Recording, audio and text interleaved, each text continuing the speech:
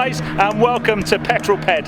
I'm here at Goodwood. It's another Harwoods track day, and they've got a Velar, and I'm allowed to take it up the road for a quick drive. So let's take a very good look around the outside, and then we're going to jump in, take it up the road. I'm very excited to drive this car. I think it's one of the most exciting cars from JLR in a very, very long time. Loads of interesting tech on the inside, stunning looks on the outside. Let's go.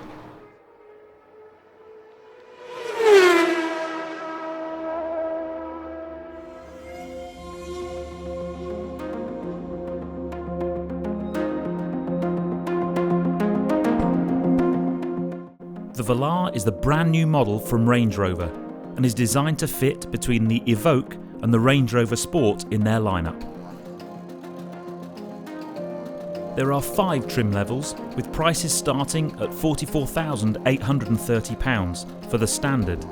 Then you have S, SE, HSE, R Dynamic, the car being tested here, and finally a fully loaded first edition costing a whopping £83,000. Land Rover have teamed up with Panasonic to provide the innovative and stunning touchscreen centre console.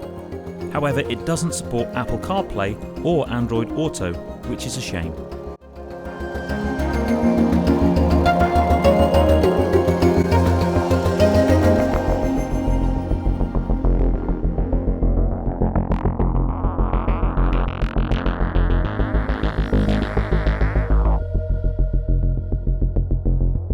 Well, here we are, guys, behind the steering wheel of the brand new Range Rover Velar.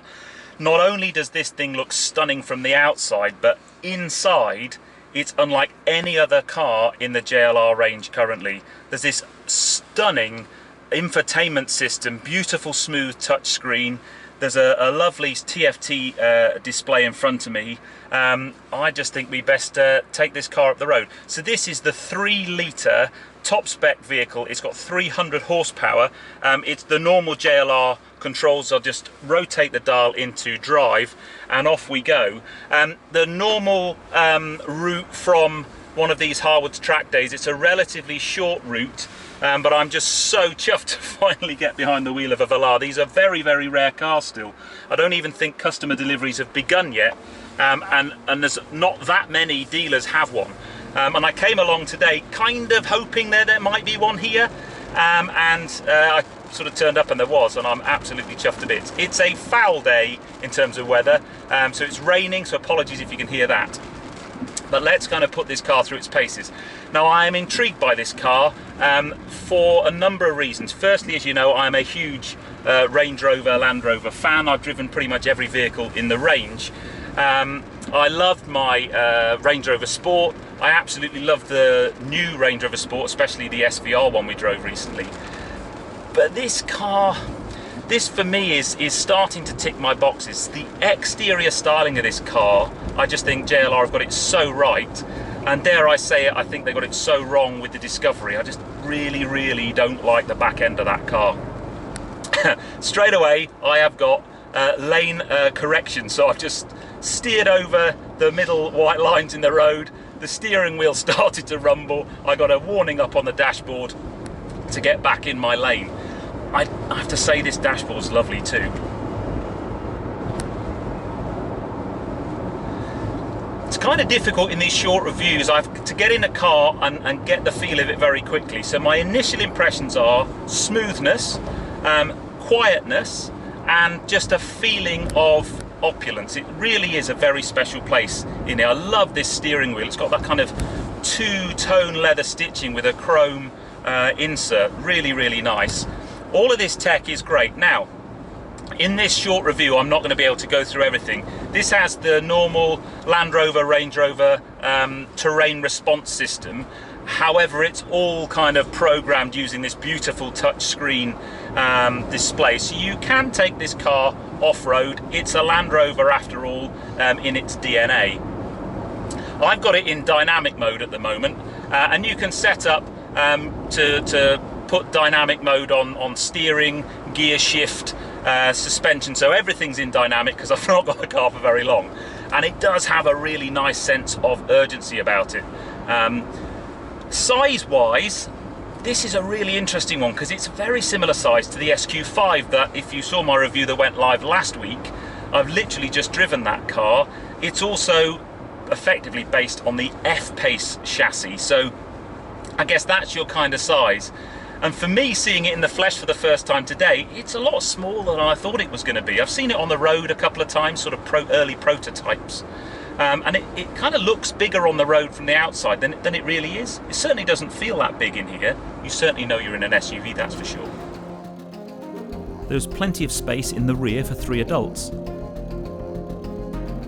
and the boot is a respectable 632 litres, and a 40-20-40 split rear seat makes for practical configuration options.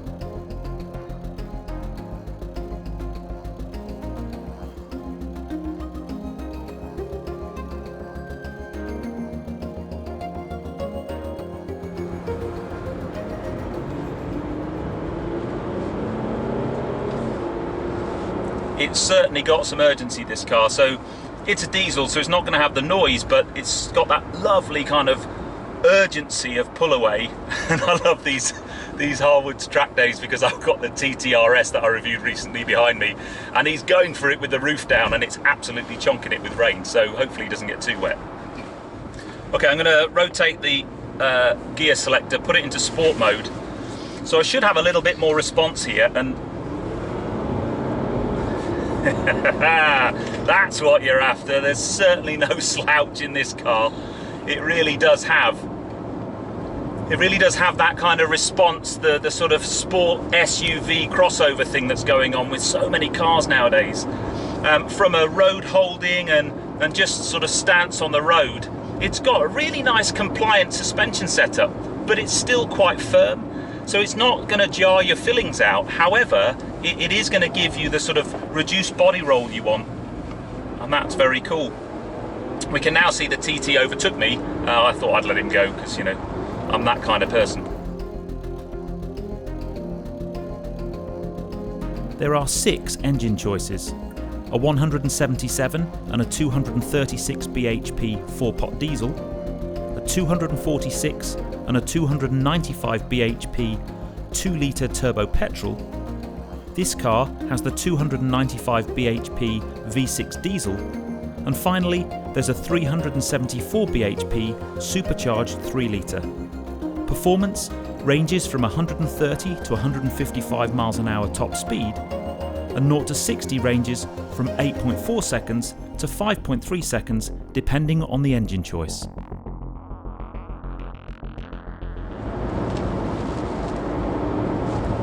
It's got good road manners, this car. It's not disappointing at all. It'll be interesting to see what happens when they get the Velar, and whether they decide to give it to special vehicle operations, because I reckon a Velar SVR, not only does that sound really cool, I think that would be an absolute weapon. But certainly so far, this car's very, very impressive, and I can kind of see now why it's getting such rave reviews. It really is a very special car in terms of driving feel. I've got to do a 0 to 60 test, so just quickly stop. The start-stop's just kicked in. So, 3, 2, 1. It's a bit slow at the bottom. Come on, baby. 60. Kind of dug in early on. I was in sport mode, in dynamic mode, so that's kind of as as aggressive as you're going to get. Not sure what the time was. It didn't feel lightning fast, but then again, I guess that's not really what this car's all about. It's about getting from A to B in luxury and comfort, quickly, but not absurdly quickly. What I am liking is, on the steering wheel, I've got a range of controls, but the piano black finish that kind of characterises this centre console comes across onto these steering wheel based controls, and that's really nice. You've also got the flappy paddle gearbox. It's kind of standard Jaguar Land Rover ZF gearbox in here, so you know, if you're familiar with JLR cars at all, it's pretty much what you've got. I have also just noticed this car has 82 miles on the clock. So I'm sure it will loosen up a little bit once it gets a little bit more run in, but you can't, you know, I bring you some new cars. How, 83 miles now, it's just gone up one. So this is about as exclusive as it gets.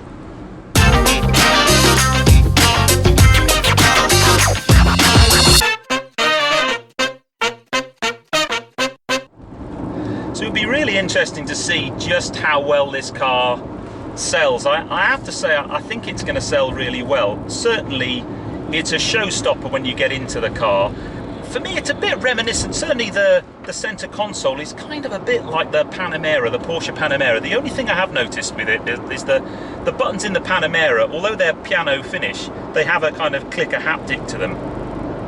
Whereas these kind of don't have that same sort of feel. But I do really like it. I really love that central TFT screen. It kind of means business. And certainly the fit out and finish of this car, I mean, this is the HSE spec, so, you know, this has got so much as standard anyway. There's leather everywhere, beautiful panoramic roof, give lots of light. I've got excellent visibility. The boot is a really great size. Certainly when you sort of drop the seats down, that makes it really practical. I'd love to know how many people are actually going to do that. But when you get it on a nice bit of road like this, it just has this fantastic feeling to it. Sporty, luxury, practical, and kind of comfort all at the same time. And this is a nice, more sort of open bit of road. The whole lane correction thing would probably drive me mad after a while, if I'm honest. Because sometimes you do kind of wander across lanes and things, and it just vibrates through the steering wheel. But brakes are very good. Clearly on a short test drive like this, it's difficult to kind of put a car fully through its paces, but certainly first impressions are very, very good.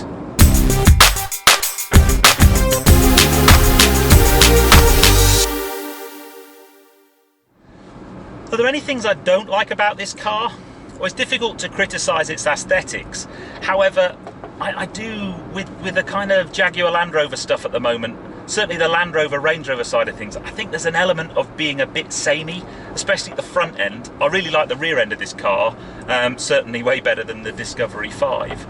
Inside, of all the JLR cars actually, this one's probably the least samey. Probably the only thing that stands out from other Jaguar Land Rover cars is the gear selector. This new screen in the middle and the TFT screen is really nice, and it would be interesting to see how much that then goes across other models as they sort of refresh, because I think that will probably be the case. Ride-wise, you know, you've probably seen my Range Rover autobiography where I drove it down to Cornwall. Those things are so smooth. This has a smooth ride, although it's just a little bit more, maybe punchy is probably the way to describe it. It's that performance mini SUV thing, reminiscent of an F-Pace. I've only driven an F-Pace very briefly, but I know Mrs. Petrolped had one last weekend and she absolutely fell in love with the thing. Really, really liked it. And I've got, hopefully, fingers crossed, the F-Pace SVR coming to Petrolped soon. I know as soon as my local Jaguar dealership get one of those in, they've said that I can have it for the day, which is going to be really cool. So there's not that many things that I could criticise or fault this car with in my short run. Living with it for a longer period of time, I'm sure you would start to get things that niggle you. It's certainly, you know, the obvious things that normally wind me up about cars. There's enough space for a couple of drinks and you know, lots of storage in here. It's certainly a nice place to be. From a driver's point of view, it's certainly got the performance. I'm trying to keep up with the TTRS in front of me. So yeah, very, very interesting. One thing to bear in mind with this car is it's quite expensive. So this is an HSE model, which is clearly the kind of range topper, apart from the autobiography. It is pretty well spec'd. And this car, in terms of the spec and on the road, the one we're sat in is £75,000, which is a lot of money. But I have to say, if you compare it with the SQ5 I drove last week, which was 65,000 quid, for the extra £10,000, I'd buy this for sure. But they are quite a lot of money.